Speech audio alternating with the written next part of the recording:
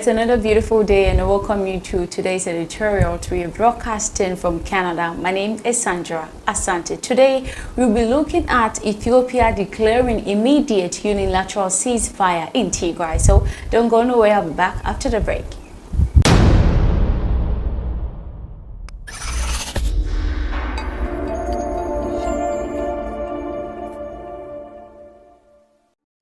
Thank you so much for staying with me. So Ethiopia's government said it has declared an immediate unilateral ceasefire in its northern Tigray region after nearly 8 months of deadly conflict. Amid reports that Tigray's former governing party has retaken control of the regional capital, Mekelle. The statement on the ceasefire on Monday carried out by state media came shortly after the Tigray interim administration appointed by the federal government fled Mekelle and called for a ceasefire on humanitarian grounds so that desperately needed aid can be delivered. Meanwhile, the former governing party in Ethiopia's Tigray region said on Monday it was back in control of Mekelle. And residents reported seeing troops in Tigray regional uniforms in the city for the first time since November. The capital of Tigray, Mekelle, is under our control.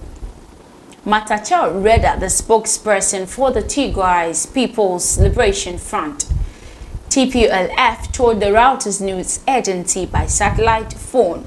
Ethiopia says the ceasefire will last until the end of the crucial planting season in Tigray. The season's end comes in September. The government has the responsibility to find a political solution to the problem, the head of the interim administration, Abraham Belay, said, adding that some elements within Tigray's former ruling party are willing to engage with the federal government.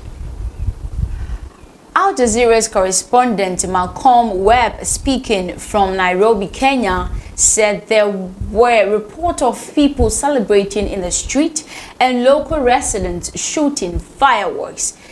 The Ethiopian Prime Minister's spokesperson, the head of the government's emergency task force on the Tigray, and the military spokesperson did not immediately respond to phone calls and messages seeking comment.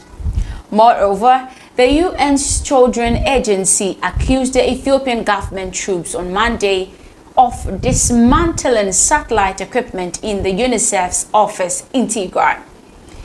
This act violates UN privileges and immunities and the rules of international humanitarian law regarding respect for humanitarian relief objects.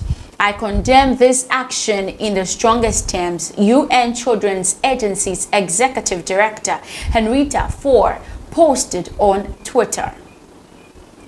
UNICEF's priority in Tigray also and across Ethiopia is to help the most vulnerable children, including the 140,000 children already facing famine-like conditions, she said. The region in recent days has seen some of the fiercest fighting of the conflict. Thousands of people have been killed in the fighting as Ethiopian and allied forces pursue Tigray's former leaders and their supporters, and as humanitarian groups plead for more access to the region of 6 million people. Hundreds of thousands of people face the world's worst famine crisis in 10 years. International pressure on Ethiopia spiked again last week after the military airstrikes on the busy market in Tigray killed more than 60 people.